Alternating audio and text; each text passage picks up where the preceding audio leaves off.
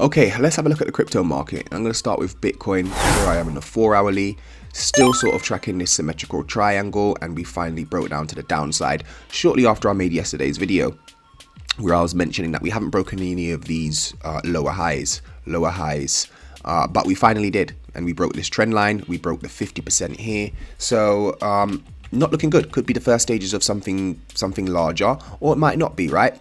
I did give these levels here, 60, 59 and 56 areas of interest for me, and I put on a long. I averaged into a long yesterday from the golden ratio all the way down to this one here, the 60,820. So it got me in on an average price of about 61,000 excuse me, and that's because the way I layer in my bets, I layer it in like that, less at the top, more at the bottom, and I put more at the bottom down here at 60,000, so my average is somewhere at 61k, and that's currently up about 260% on 45x leverage for Bitcoin along. So that's going well so far, and I think Bitcoin's going to try and make its way up to the 50% level up here at 66,417. You can see it here. That's 50%. This red line.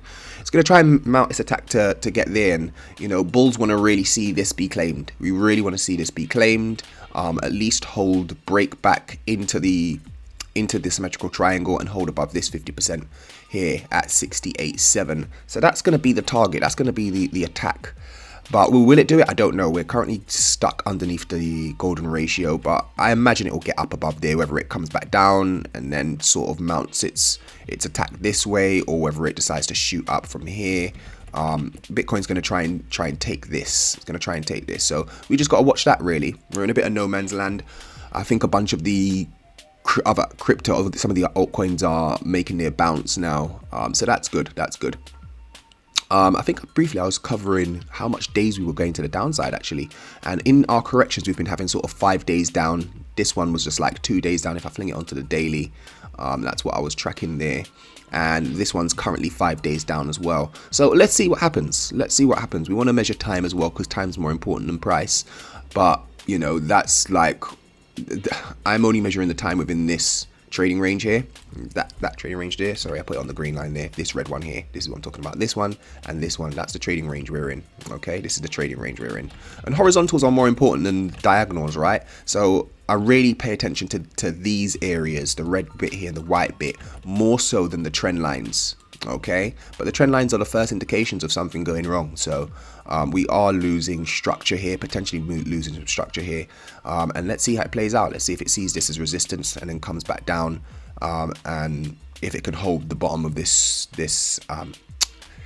area here. So let's see what Bitcoin does, or do we come back down to test the 56k? A lot of people are saying that we won't get that low. It's definitely a possibility. It's a 50%.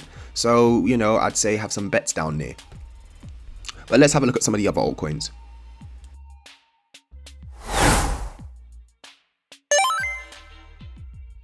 Now let's have a gander at ETH. So currently on the ETH chart, Binance on the daily, and you can see very similar to Bitcoin, charting out the trading range. Okay, bottom of the range here, top of the range there. When Bitcoin created this trading range though, this low here has held. Okay, that low there is held, but in Ethereum we produced a lower high here, and obviously we got another lower high here, but I was tracking it as a trend line here, and we lost it, right? We lost it. It was potentially an ascending triangle like that. They typically break out to the upside if we want to chart patterns, but we didn't get it, right? We didn't get it. Came down 50%. It's not able to close anything above the 50%. We haven't got any consecutive candles above the 50%, and this is why the 50% are so important, right? No closes, no confirmations, no confirmations, no confirmations. And what did it do? Third attempt or second hit here, and it fell out of it, right? So now Ethereum's got a bit to do.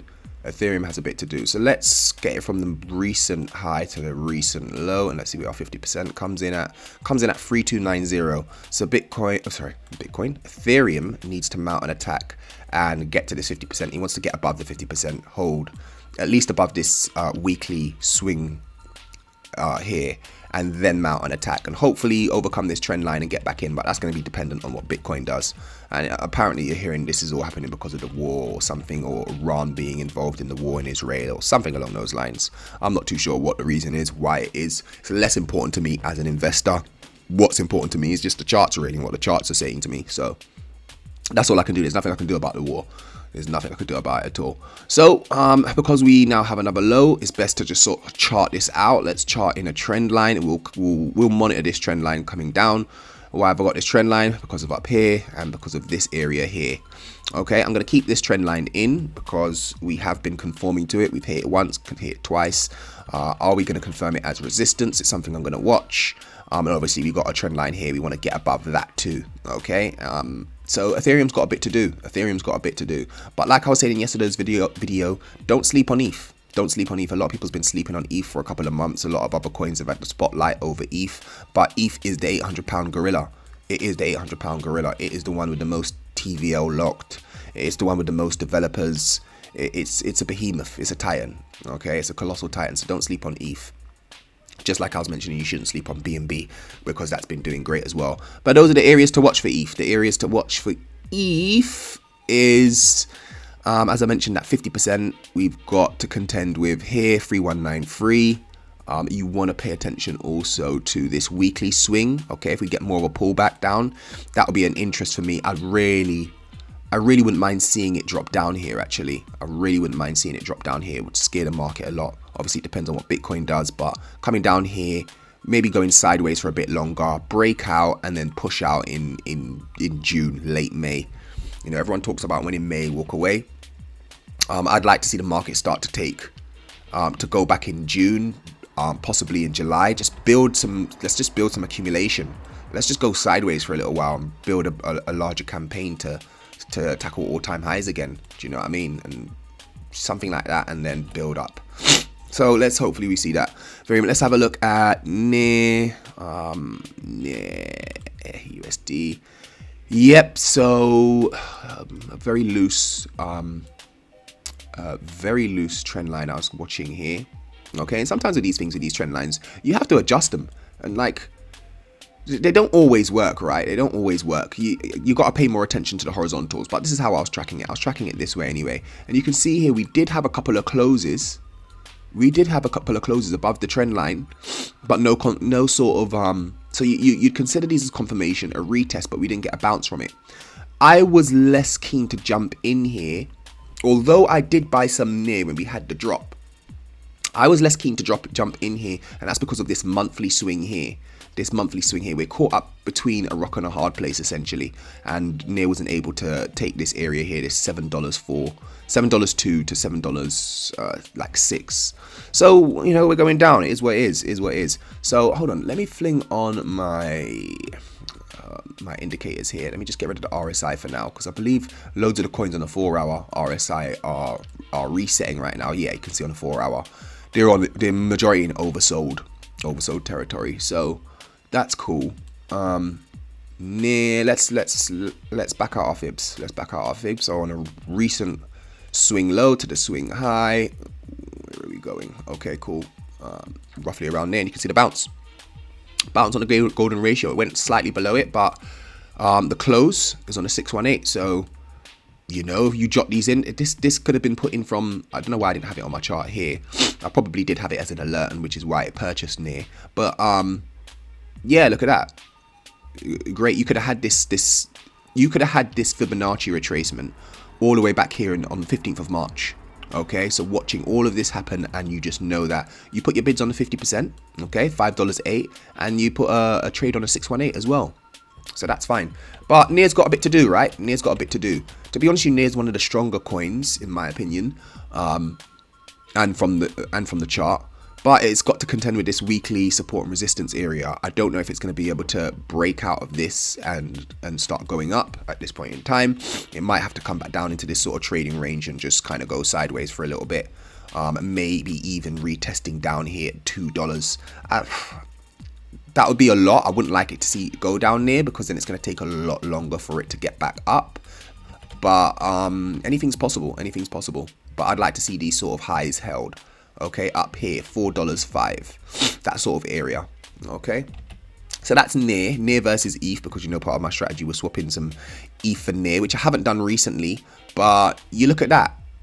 Look at that. So remember, I don't know if you remember, or if you're just listening now, the main point of why I was considering swapping my near for ETH was because of the inverse head and shoulders here, and we had a target up here at 0.004 near to an ETH. And that's because that's the neckline target, right? And it's up here to the 6.5. That's why I had that there. And look, we came back up. Let me remove our indicators for a minute and remove all of this because it looks a bit messy. Remove indicators. So you can consider, look at this. Look where near actually came. Near broke out of the neckline. That's the neckline right there. There's the neckline. It broke out, came back into the neckline, hit this trend line that I've had in place, this trend line here, and the 50%. This was a great area.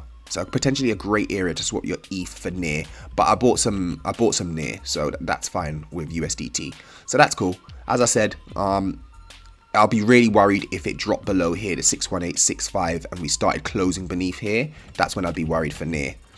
Let's have a look at Sol ETH. Let's have a look at Sol ETH. Yeah, so, and I mentioned here that it could be a good place to sell some ETH, some Sol for ETH, because we had reached all-time highs again. Okay, let's take off automatic for a second. We've reached all-time highs again. So look at this area here. We came up here. And there we are there, and we got the pullback. All right, where did it go to? The golden ratio right here. That's where we're finding some support. But I was mentioning up here, it'd be a good time to sell some of your Sol. But because I bought Sol so low, I wasn't really gonna do it. So I didn't take advantage of it. But yeah, you could have made a nice eat up here. You could have made a nice eat up here. Gotten more ETH, gotten 25% more ETH if you swapped in your Sol for it. So that's that really. Sol USDT. Let's have a look at Sol USDT.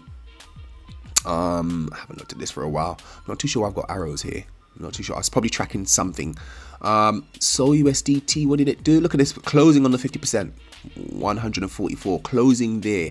So that's an interesting level. That's right here. That's the 50%. It did come down to the 618. I believe I picked some up on the 50 and the 618 here.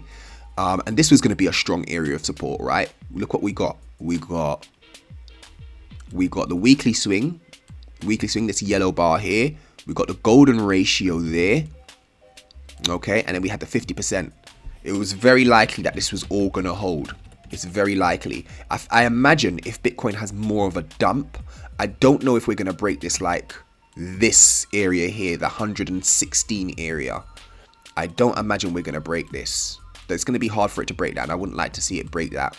But until then, we're back down here. So perhaps Sol goes in this trading range for a little while between this 116 and the top of this range here and 169. Perhaps that happens if Bitcoin remains stagnant or falls a little bit. Perhaps we just trade in that particular range. Trade the ranges. If you don't know what's going on, just focus on trading on the ranges for a little bit and plan accordingly. But that's about it. All these other coins I'll delve into in another video, I guess. This video is getting kind of long, right? Yeah, 10 minutes. All right, cool. Hopefully that was helpful.